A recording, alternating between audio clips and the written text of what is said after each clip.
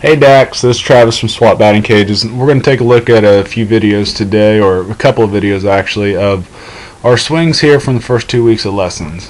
For now, we're going to go ahead and start on the left-hand side and let you see what your swing was looking like when I first saw you. Now, what we're really looking for right now is we're just going to take a look at a couple of different parts of our swing, and now we're going to go to the one here a week later.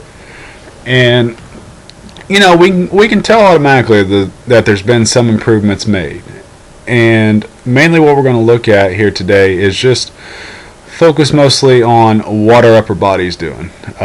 Naturally, we want to try to fix your upper body and what it's doing before we even look at the lower half. Now, we got your lower half working a little bit better for you, but again, the sole purpose of this video, we're going to take a look at the upper half and get that right as quickly as possible before we address the lower half.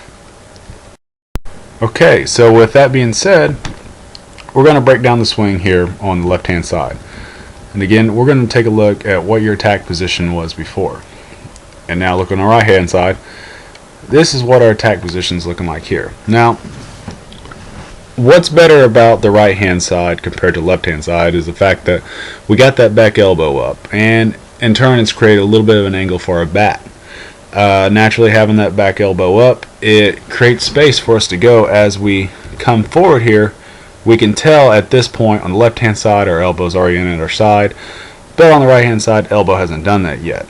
Now what's good about that on the right hand side is if we see what's happening here, that allows us to kind of get our back going a little bit quicker. Now the elbow's still sinking in there, which we'll address that in a few, but if we go back over to the left hand side, we see that because this elbow's already snuck in here, it almost creates a swooping swing where our bat wants to lay out pretty quick, and therefore it swoops around right here, and it naturally makes our extension look a little bit different. As you can tell, naturally our lower body is working better for us on the right hand side, left hand side, so that's good right there. But like I said, we're going to focus a little bit more on this upper body part.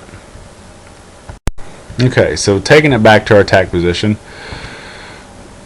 looking on back here on the right hand side, this is really what we want to address for now and work with what we got here. What we want to do, our lower half looks good for now, but what we want to do is create some sort of angle with this front arm right here, meaning we need to keep a little bit of bend in it. If that front arm straightens out right there, it's unlikely that we're going to get a bend back in it. And if we don't have a bend right there, what happens is it makes our bat lag behind a little bit further than what we can.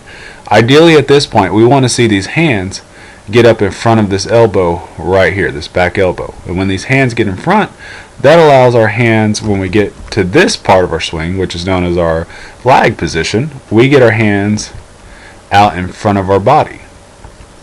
And so if we said this is our midline right here, we'd like to see the hands on this side. And that'll help you a lot more in releasing the angle of our bat down through the ball. And so that's all I really want to address today for the sole purposes of this video, because I don't want to give you too much too soon. We're going to keep it as simple as possible, and so that way we can, this is going to be a marathon. It's not going to be a sprint. We got to fix tiny things in the swing, and it eventually leads up to getting to see the bigger picture. So for now, our main focus is going to be still getting to this position, but allowing a little bit of an angle for that. And just like everything in the swing, we address those things first, which are the most critical parts of the swing. Then the tinier things really do end up fleshing themselves out, or they take care of themselves pretty much. But other than that, Dax, we've actually made pretty good strides in our swing in just a week time. And just to reiterate and show you one more time what we're looking at here as a comparison to each other. And I'm going to go ahead and just real quick, I'm going to bring up a MLB player just to kind of show you what we're talking about when we mean angle, and then we'll finish up the video from there. Alright Dax, and just to give a quick overview of the swing, we're going to take a look at what happens right here from this attack spot when we maintain an angle. We see how this front arm right here we still have some bend in it. Okay, and that's what we mean by maintaining an angle. That basically we want to create a little bit of bend in our arm, and then from here is when our swing starts. Back elbow comes down, everything generates forward. We can clearly tell that we're still maintaining an angle right here. And then as a result, these hands get out in front of this elbow at this part. And then, as soon as I put a line right here, we'll see that these hands get in front of this line at that point, that they don't get behind. So that's really where we're looking for the hands to work at. And in turn, it really helps us generate even more power because that bat doesn't stay behind us. And when that bat doesn't stay behind us, that's where we get more of our power at. You know, especially using our upper body and trying to use it the best way we possibly can. But again, we're just right here, paying attention to that front arm, maintaining that bend, and coming all the way through.